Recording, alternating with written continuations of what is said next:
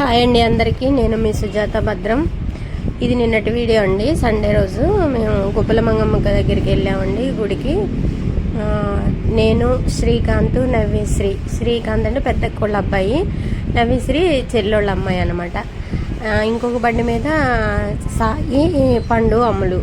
సాయి అంటే చెల్లోళ్ళ అబ్బాయి అనమాట. వీడి ముగ్గురు, ఒక్కొక్క బండి మీద ముగ్గురు వెళ్ళామన్నమాట. ఎప్పుడో 15 సంవత్సరాలు 20 సంవత్సరాల క్రితం మా శ్రీవారు నేను ఇద్దరం బండి మీద వెళ్ళామండి. మళ్ళీ ఇప్పుడు వెళ్ళామన్నమాట. అప్పుడేదో ఫంక్షన్ ఉందని చెప్పి మేమిద్దరం వెళ్ళాము. ఇప్పుడు పిల్లలతో కలిసి వెళ్ళాము, వచ్చామండి. ఇక్కడి నుంచి 5 కిలోమీటర్లు ఉంది, కానీ రూట్ అస్సలు బాగాలేదండి. మేము వేరే రూట్ నుంచి వచ్చాము. రిటర్న్ వచ్చేటప్పుడు ఆ రూట్ బాగుంది, అది మాకు తెలియక మేము ఈ రూట్లో వచ్చాము. ఈ 5 కిలోమీటర్లు అయితే అస్సలు బాగాలేదు. బండి మీద వెళ్ళేటప్పుడు బాగా ఇబ్బంది అయిపోయింది. గుంటలు ఉన్నాయి.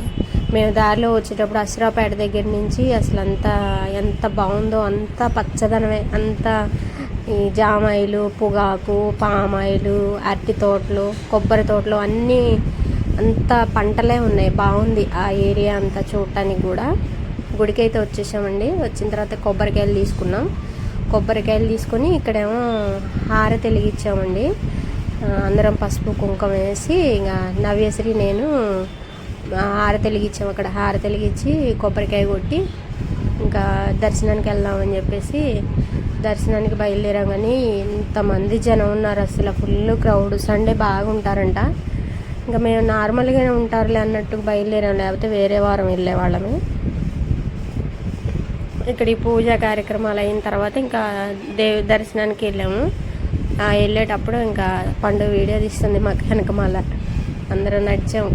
చాలా జనం ఉండేసరికి లేట్ అయిపోయింది. అందులోనే గంట పైనే పట్టింది మేము దేవుణ్ణి దర్శనం చేసుకోవడానికి. మేము అప్పుడు మా ఆయన గారు నేను వెళ్ళినప్పుడు అప్పుడు మామూలుగానే ఏదో బండలాగా ఉండేది, రాయిలాగా ఉండేది. ఇప్పుడు విగ్రహాన్ని పెట్టారండి. గుహలో నీళ్లు వెనకబడి మంచిగా బాగుంది. నార్మల్ అప్పుడు మంచిగా చూడాలంటే నార్మల్గా వెళ్ళాలి, సండే వెళ్ళొద్దు అసలు. ఇంకా అక్కడ శనక్కాయలు తీసుకొని తిన్నాం అనమాట. శ్రీకాంత్ నేను చూపిస్తున్నాం తింటున్నామని. మేమిద్దరమే మాట్లాడుతూ పోతుంటే వీళ్ళు వెనక మళ్ళీ వీడియో తీసుకుంటూ నవ్వుతున్నారు, మేము పట్టించుకోకుండా వెళ్ళిపోతున్నామని. రిషికి ఏమన్నా తీసుకోరా అని చెప్పేసి నేను అక్కోళ్ళ అబ్బాయిని అడుగుతుంటే వాడికి ఇప్పుడు ఏం తెలుస్తుంది, చిన్నమ్మ వద్దులే అంటున్నాడు అనమాట. వీళ్ళేమో నవ్వుకుంటున్నారు మమ్మల్ని వదిలేసి వెళ్ళిపోతున్నారని చెప్పి.